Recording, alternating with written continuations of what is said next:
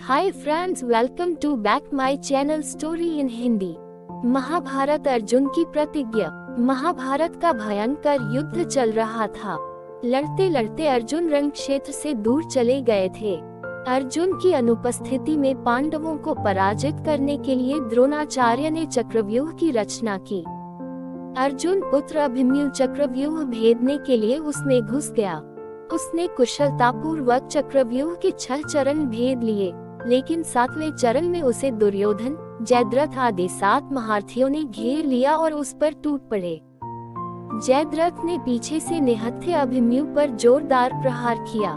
वह वार इतना तीव्र था कि अभिमन्यु उसे सहन नहीं कर सका और वीरगति को प्राप्त हो गया। अभिमन्यु की मृत्यु का समाचार सुनकर अर्जुन क्रोध से पागल हो उठा। उसने प्रतिज्ञा की कि यदि अगले दिन सूर्यास्त से पहले उसने जयद्रथ का वध नहीं किया तो वह आत्मदाह कर लेगा। जयद्रथ भयभीत होकर दुर्योधन के पास पहुंचा और अर्जुन की प्रतिज्ञा के बारे में बताया।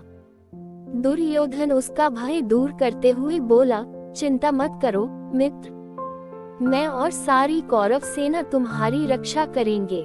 अर्जुन कल तुम तक नहीं पहुंच पाएगा, उसे आत्मदाह करना पड़ेगा। अगले दिन युद्ध शुरू हुआ। अर्जुन की आंखें जयद्रथ को ढूंढ रही थी, किंतु वह कहीं नहीं मिला। दिन बीतने लगा। धीरे धीरे अर्जुन की निराशा बढ़ती गई। यह देख श्री कृष्ण बोले, पार्थ, समय बीत रहा है और कौरव सेना ने जयद्रथ को रक्षा कवच में घेर रखा है। अतः तुम शीघ्रता से कौरव सेना का संहार करते हुए अपने लक्ष्य की ओर बढ़ो। यह सुनकर अर्जुन का उत्साह बढ़ा और वह जोश से लड़ने लगे, लेकिन जयद्रथ तक पहुंचना मुश्किल था। संध्या होने वाली थी। तब श्री कृष्ण ने अपनी माया फैला दी। इसके फलस्वरूप सूर्य बादलों में छिप गया और संध्या का भ्रम उत्पन्न हो गया। संध्या हो गई है और अब अर्जुन को प्रतिज्ञावश आत्मदाह करना होगा। यह सोचकर जयद्रथ और दुर्योधन खुशी से उछल पड़े। अर्जुन को आत्मदाह करते देखने के लिए जयद्रथ कौरव सेना के आगे आकर अट्टहास करने लगा।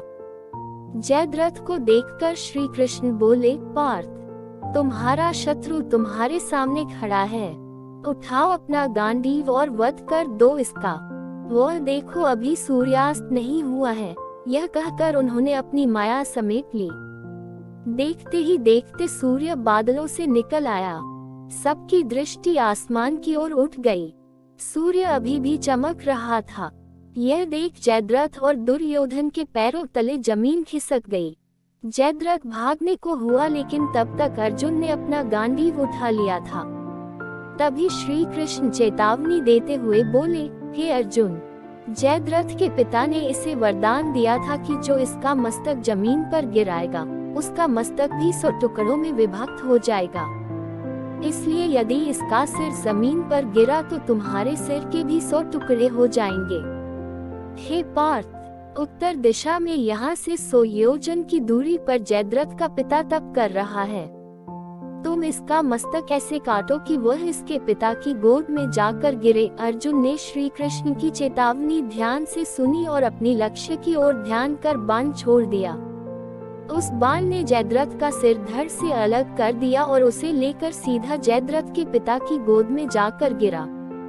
जयद्रथ का पिता चौंक कर उठा तो उसकी गोद में से सिर जमीन पर गिर गया। सिर के जमीन पर गिरते ही उनके सिर के भी 100 टुकड़े हो गए। इस प्रकार अर्जुन की प्रतिज्ञा पूरी हुई। ऐसी वीडियो देखने के लिए हमारे चैनल को सब्सक्राइब कीजिए। वीडियो अच्छी लगी तो लाइक, कमेंट, शेयर जरूर कीजिए।